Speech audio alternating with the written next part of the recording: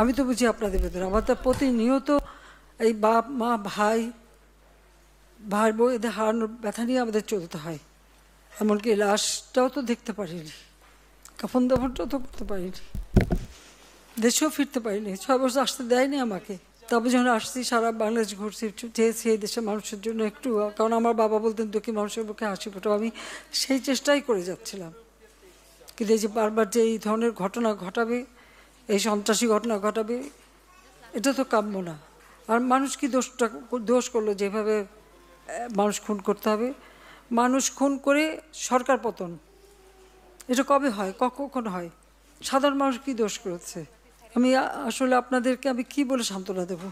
আমি খালি একটু বলবো যে আমি আপনাদের মতনই একজন, বাবা মা ভাই হারানো সেই এতিম। কাজে আপনাদের কষ্ট আমি বুঝি, আমি আছি আপনাদের জন্য, আপনাদের পাশে। আর আমার চেষ্টা থাকবে যারা এই খুনের সঙ্গে জড়িত খুঁজে খুঁজে বের করে তারা অবশ্যই যেন শাস্তি পায়, সেটাই আমার প্রচেষ্টা থাকবে, সেটাই আমি করবো। আপনাদেরও সাহায্য চাই, কারণ আপনাদের কাছেও সাহায্য, যদি আপনারা কিছু জানেন চেনে আমাদের জানাবেন। কারণ এইভাবে বারবার বাংলাদেশটাকে নিয়ে খেলা, এটা আর হতে দেওয়া যায় না। কাজে আমি আপনাদেরই সাহায্য চাই। আর এটুকু মনে করবেন যে আপনারা আপনজন হারিয়েছে, আপনারা একটা শোক সইতে পারেন না। আর আমি কী শোক সই নিয়ে দিন রাত পরিশ্রম করে যাচ্ছি, শুধু কেন এই দেশের মানুষের জন্য।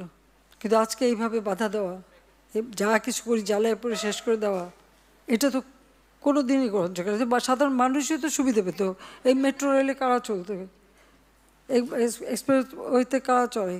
মানুষের কাজ করাটাই তো আমার কাজ।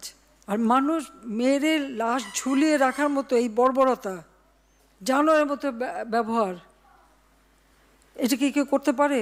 এটা কি কোনো একজন মুসলমানের লাশ ঝুলায় রাখবে পা বেঁধে? যারা এগুলির সাথে জড়িত অবশ্যই তাদের বিচার হবে, তাদের বিচার করতে হবে, নইলে মানুষের নিরাপত্তা দেওয়া যাবে না। আপনাদের কাছে শুধু এটুকু বলবো যে আপনারা সবর করেন আর আল্লাহকে ডাকেন যেন এই সমস্ত খুনি জালেম এদের হাত থেকে আমাদের দেশটা যেন রেহাই পায়।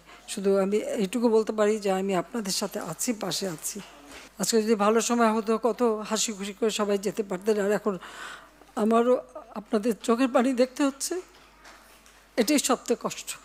স্বজন ব্যথা ভোলান না, সেটা আমি জানি, তারপরেও আল্লাহ আপনাদের সব দিক, সেটাই আমি চাই।